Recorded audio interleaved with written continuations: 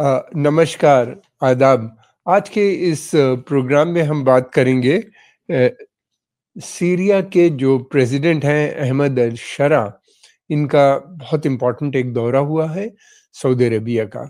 ये इनका पहला दौरा है जब से ये ट्रांज़िशन गवर्नमेंट के प्रेसिडेंट बने हैं। उसके बाद ये सऊदी अरेबिया गए हैं। सऊदी अरेबिया में इनकी वहाँ पे मुलाकात जो हुई, वो क्राउन प्रिंस मोहम्मद बिन सलमान, जो कि प्राइम मिनिस्टर भी हैं वहाँ के और डिफेक्टो रूलर भी हैं उस मुल्क किंगडम के, उनके साथ हुई। ये मुलाकात की में काफ़ी सब्जेक्ट पे बातचीत हुई, बहुत से मसलों पे बातचीत हुई, उनको हल करने की ये गौरतलब ये है कि सबसे पहले उन्होंने सऊदी अरेबिया को सेलेक्ट किया।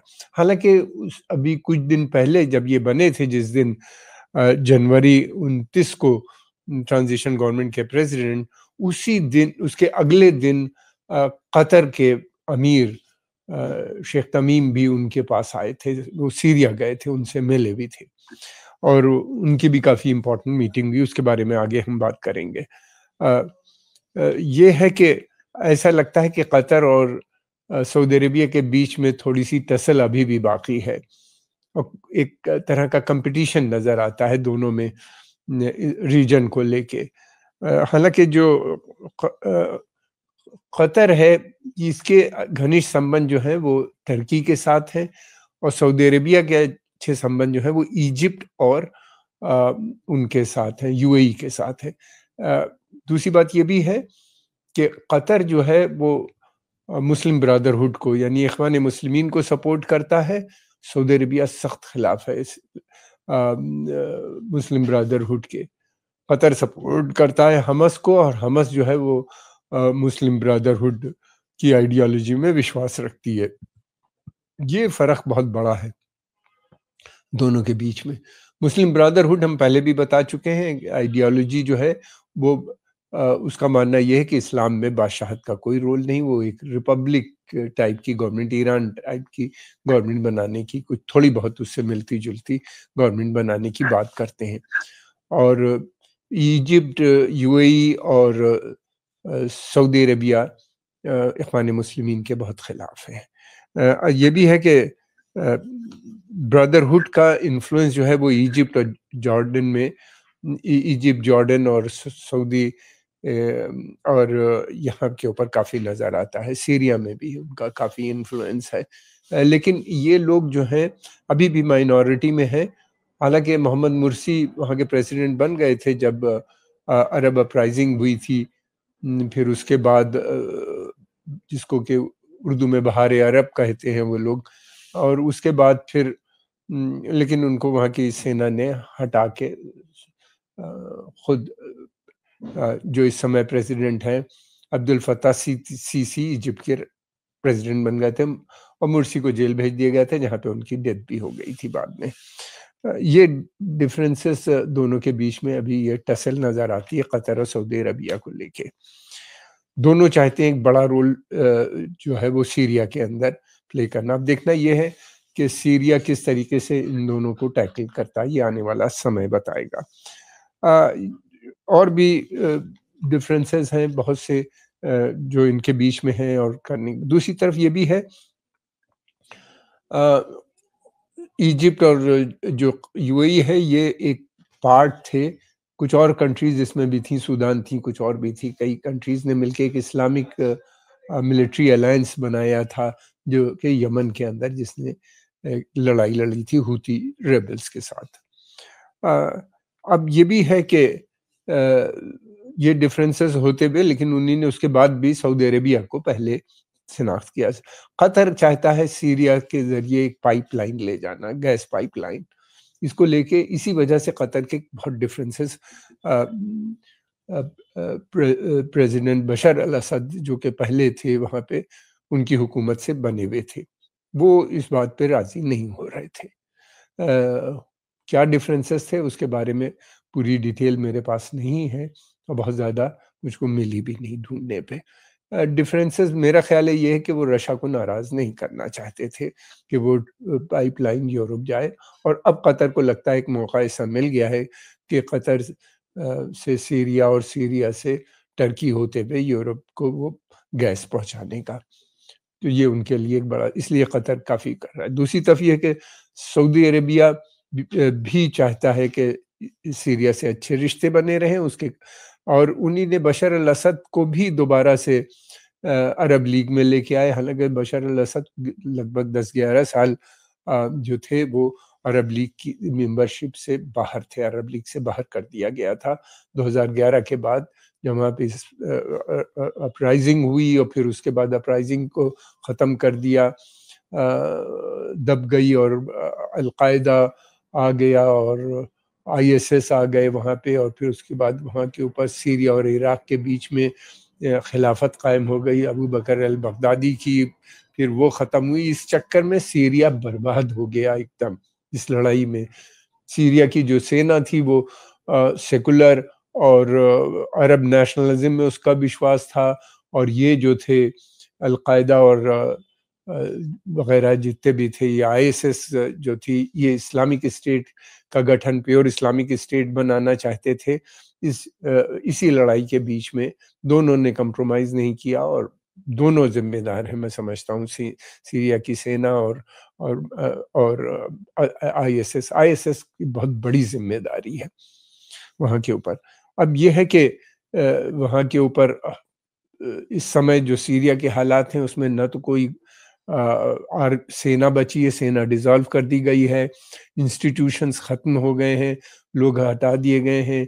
गवर्नमेंट का कंट्रोल केवल जो है दमिश्क के पास है, और 20 किलोमीटर दूर दमिश्क से जो सीरिया का कैपिटल है वहाँ पे इज़राइलियों का कब्ज़ा है। गोलन हाइट पूरी ले ली और नीचे तक उतर आए हैं, काफ़ी सीरिया के पास तक कैपिटल तक पहुँच गए हैं, और वर्चुअली 3 हिस्सों में बँट गया है। सीरिया के अंदर बहुत से मिलिटेंट ग्रुप्स हैं जो सबने मिलके 4 बड़े थे, हयात तहरीर शाम, और उसके अलावा 3 और ग्रुप थे जिन्हीं ने मिलके बशर अल-असद को हटाया। इनको सपोर्ट टर्की और इज़राइल की भी थी। इज़राइल ने वहाँ पे सीरिया के जितने सैन्य ठिकाने थे उनको ध्वस्त कर दिया था, और सीरियन आर्मी बहुत कमज़ोर हो गई थी, लड़ने लायक ही नहीं बची थी, और वो डिसॉल्व हो गई। इस तरीके से इनको फ़ायदा हुआ। ये जो थे शरा जो इस समय राष्ट्रपति बने हैं केयर टेकर गवर्नमेंट के, ट्रांजिशनल गवर्नमेंट वो उन्हीं ने कहा है, ये जो हैं ये पहले अल-कायदा के थे, फिर उसके बाद ये अल-कायदा को छोड़ के फिर इन्हीं ने हयात तहरीर शाम्स बनाई, और अब ये काफ़ी लिबरल अपनी इमेज पेश कर रहे हैं। टाई वाई भी लगाने लगे, पैंट भी सूट के अंदर नज़र आए थे जब वहाँ गए, और फिर उसके अलावा उसके कई कारण हैं। एक तो बड़ा कारण ये इनको इस बात का एहसास है कि सीरिया के अंदर जो मॉडल पहले ये लोग अल-कायदा और आईएसएस लाना चाहते थे, वो नहीं चल पाएगा, इसलिए कि सीरिया के अंदर लिबरल इस्लाम काफ़ी स्ट्रॉन्ग है, और फिर उसके अलावा वहाँ के लोगों में नेशनलिज्म भी बहुत ज़्यादा है।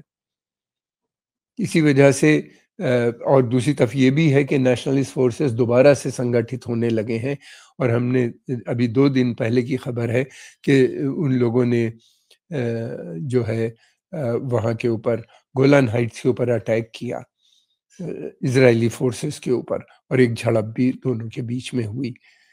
तो लगता ये है कि अपोजिशन दोबारा से रीग्रुप हो रहा है, और संभव है, इसलिए कि उस वक़्त भी शुबा था, जो सेना टूट गई थी, वो सेना लगता है कि सेना के लोग और कुछ और जो बाथ पार्टी के लोग हैं, वो मिलके दोबारा से संगठित होने की कोशिश कर रहे हैं। कहाँ तक होंगे ये आने वाला समय बताएगा।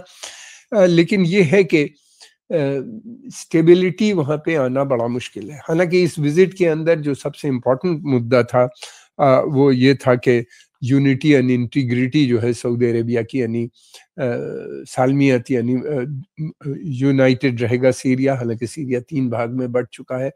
दोनों ने, सऊदी अरेबिया और सीरियन लीडर ने इस बात को दोहराया, और कोऑपरेशन के बारे में भी बात की, कहा कि एनर्जी, टेक्नोलॉजी, एजुकेशन, हेल्थ, इन सब सेक्टर में कहा है कि हम, सऊदी अरेबिया ने कहा है कि मदद करेंगे, रिकंस्ट्रक्शन में भी मदद करने की बात की है। दूसरी तरफ एक तरफ ये भी है कि सीरिया के अंदर जो है इस समय वो टर्की का बहुत बड़ा इन्फ्लुएंस है। टर्की जो है वो काफ़ी बड़ा है, इसलिए कि हयात तहरीर शाम्स और जो मिलिटेंट ग्रुप है इनको टर्की बहुत शुरू से सपोर्ट कर रहा था। इनको ये भी कर रहे थे और इज़राइल भी इनकी मदद कर रहा था। तो टर्की और सऊदी अरेबिया में काफ़ी टेंशन रहता है, इसलिए देखना ये है कि क्या कतर टर्की मिल के एक बड़ा रोल करेंगे या सऊदी अरेबिया को वहाँ पे एक बड़े रोल करने के लिए अलाउ करेंगे, या ये आपस में मिल के ये लोग शेयर करेंगे वहाँ की पावर के लिए। देखिए सीरिया स्ट्रेटेजिकली बहुत इम्पोर्टेंट है, मेडिटेरेनियन सी पे है और तेल और गैस के भी बड़े भंडार हैं उनके पास पाए जाते हैं, एनर्जी के हिसाब से भी बहुत इम्पोर्टेंट है। और फिर दूसरी बात ये कि सीरिया के अंदर बहुत पढ़ा लिखा क्लास है, जो तमाम अरब देशों में काम करता है, इंजीनियर्स, डॉक्टर्स, प्रोफेसर्स, टीचर्स, एक बहुत बड़ी संख्या है। और यही नहीं बल्कि अरबिक के का बड़ा इंस्टीट्यूट है जो फॉरेनर्स को जहाँ पे सिखाई जाती है मॉडर्न अरबिक बोलना, लिखना, पढ़ना। तमाम डिप्लोमेट्स जाते हैं वहाँ पे ट्रेनिंग के लिए, अरबिक सीखने के लिए। तो सीरिया बहुत इम्पोर्टेंट है। बड़ी स्टेबल कंट्री थी, बहुत खूबसूरत भी है सीरिया। लेकिन ये है कि अब जो हालात हैं वो बहुत बुरे हैं।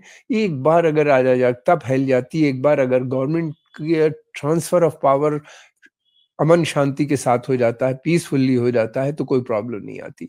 अगर एकदम से, और हमने देखा जैसे इराक में हुआ, सद्दाम हुसैन के हटते ही पूरा मुल्क बँट गया और अभी तक वहाँ पे बड़ी समस्याएँ, आपस में सबकी लड़ाइयाँ हो रही हैं। सीरिया की भी बिल्कुल ऐसे ही सिचुएशन है। ये प्रॉब्लम हर उस देश में आ जाती है जहाँ पे एक ऑटोक्रेटिक रिजीम यानी एक तानाशाह रिजीम होती है, तो उसमें केवल आर्मी और तानाशाही को, आर्मी को ही तानाशाह रिप्रेजेंट करता है। मेन चीज़ तो आर्मी होती है, सेना होती है जो अपना टेरर जनता पे फैलाती है। अगर वो हट जाता है तो फिर दूसरी लीडरशिप नहीं आ पाती और सेना भी खत्म हो जाती है। सीरिया में बिल्कुल वैसे ही हुआ, असद के जाने के बाद सीरिया भी डिसॉल्व हो गई और सारे इंस्टीट्यूशन जो बचे-कुचे थे उनको ये लोग दौड़ा-दौड़ा के अरेस्ट कर रहे हैं, ढूँढ रहे हैं, फिर रहे हैं, उनके खिलाफ मुकदमे चलाने की बात कर रहे हैं, उनको अरेस्ट किया जा रहा है, लोग भी उनके पीछे हैं, बहुत से इनके जो समर्थक हैं। तो ये एक समस्या उनके सामने बनी हुई है। अब देखना ये है कि ये जो थे अभी तक तो जब सीरिया में इनकी हुकूमत बनी, इस्लामिस्ट वहाँ पे आए, हालाँकि अब अपने को इस्लामिस्ट ये लोग नहीं कहते हैं, लेकिन जब ये आए तो फ़ौरन उसके बाद तो यूरोपियन देश से डेलीगेशन आने लगे थे, फ़ॉरेन मिनिस्टर्स और लोअर लेवल के, सेक्रेटरी लेवल के वहाँ पे पर उनसे बातचीत कर रहे थे। अब जो है इनका रुझान जो है, गवर्नमेंट का रुझान इस समय पर्शियन गल्फ रीजन की तरफ नज़र आता है। इनका जो वो है रोल, इनके ऊपर गौरतलब बात ये भी है कि जो प्रेसिडेंट है इनके ऊपर अमेरिका ने इनाम रखा था कि जो भी इनको पकड़ेगा या इनको मारेगा उसको वो कई मिलियन डॉलर, शायद $10 मिलियन देने की बात की थी, मगर जैसे ही ये सत्ता में आए तो वो इनाम इनके सर से हटा लिया गया है। अब ये है कि इनके लिए सऊदी अरेबिया ने कहा है कि दोबारा से वो कोशिश करेंगे अमेरिकन और यूरोपियन गवर्नमेंट से कि वो सीरिया से सैंक्शन हटाएं ताकि ट्रेड हो सके आसानी से और फिर सीरिया का डेवलपमेंट का काम बन जाए वहाँ के ऊपर। अब दूसरी तरफ ये भी है कि यहाँ के ऊपर जो है जो आपस की जो लड़ाइयाँ हैं उनको सॉर्ट आउट करना वो इन्हीं की ज़िम्मेदारी बनती है। प्रेसिडेंट का अब देखना ये है कि किस तरीके से ये सारे जो मिलिटेंट ग्रुप्स हैं उनको साथ में लेके इसलिए कि अलग-अलग डिमांड है। ये तो लिबरल बनने की बात करने लगे, इन्हीं ने टाई भी लगा ली और सूट भी पहन लिया, मगर देखना ये है कि वहाँ पे अल-कायदा, आईएसएस और इनकी फिर उसके अलावा इख्वान मुस्लिमीन, अख्वान यानी मुस्लिम ब्रदरहुड, इससे जुड़े हुए बहुत से ग्रुप्स हैं, उनको किस तरीके से ये कन्विंस करेंगे। जैसे कि ये लोग अधिकतर इनको कन्विंस करना मुश्किल काम होता है। लीडरशिप तो आ जाती है, आप लीडर तो बदल जाता है, लेकिन इनके रैंक एंड फाइल जो है उनको कितना, और बराबर हम देख रहे हैं झड़प भी हो रही है बहुत सी जगहों के ऊपर। माइनॉरिटीज़ के ऊपर भी अटैक आए हैं, क्रिश्चियन माइनॉरिटीज़ को भी बहुत सी जगह टारगेट किया गया, शियों को भी टारगेट किया गया है। तो अब ये किस तरीके से अमन शांति लगते हैं, क्या ये हुकूमत दमिश्क यानी सीरिया का जो कैपिटल है उससे बढ़ के पूरे मुल्क में फैल पाएगी? ये एक बहुत बड़ा टास्क है, उसके लिए एक बहुत बड़ी लीडरशिप की ज़रूरत है। और ये है कि किस तरीके से होगा ये आने वाला समय बताएगा। दूसरी बात ये कि उनको एक पचासों बिलियन डॉलर की ज़रूरत होगी मुल्क को दोबारा से रिकंस्ट्रक्ट करने के लिए, इसलिए कि इन लोगों की आपस की लड़ाई में सीरिया के बहुत से एरिये जो हैं वो बिल्कुल ध्वस्त हो गए, जो बचे-कुचे थे उसको इज़राइली ने अटैक कर दिया। दूसरी बात ये भी है, ये भी देखना होगा कि क्या ये इज़राइल को कन्विंस कर इन्हीं ने कर पाएँगे कि वो गोलान हाइट्स का जो नया पार्ट कब्ज़ा किया है, माउंट हरमन और ये सब बहुत स्ट्रेटेजिक एरिया है, क्या ये वहाँ से जाने पे मजबूर कर लेंगे बातचीत से? इसी इन्हीं ने कहा है कि वो इज़राइल से कोई लड़ाई नहीं करेंगे। बल्कि इनके यहाँ इनके कुछ ग्रुप्स ने और इनके लीडरों ने ये भी कहा है कि इज़राइल को से रिकॉग्निशन तक की बात की गई है। और फिर दूसरी, इज़राइल एक बार जिस ज़मीन पे कब्ज़ा कर लेता है तो मुझे नहीं लगता कि वो उससे छुड़ाना आसान काम होगा। और यही नहीं बल्कि इज़राइल के फार राइट ग्रुप्स जो हैं वो और आगे तक आने की, दमिश्क तक जाने की बात, एरिया को कब्ज़ा करने की बात कर रहे हैं। बहुत बड़े एरिया को कब्ज़ा करने की बात करते हैं। और वो पूरे लेबनान को भी कहते हैं कि वो जो था हिस्टोरिक जूइश स्टेट जो थी, कभी जब बनी थी, यहूदियों की पावर थी, उसका हिस्सा था, इसलिए वो भी इज़राइल का पार्ट कभी बनेगा। तो इस हालात में अब फिर दूसरी तरफ, एक तरफ ये है, दूसरी तरफ ये भी है कि वहाँ के ऊपर एक बड़ी संख्या में कुर्दिश पॉपुलेशन रहती है, जो काफ़ी लिबरल है और सेकुलर है, वो इनके साथ रहना नहीं चाहेगी, और उसके पास काफ़ी आर्म्स हैं, उनको अमेरिकन की भी सपोर्ट हासिल है। तेल के ऊपर अमेरिका का कब्ज़ा था, अब वो छोड़ने की बात कर रहे हैं।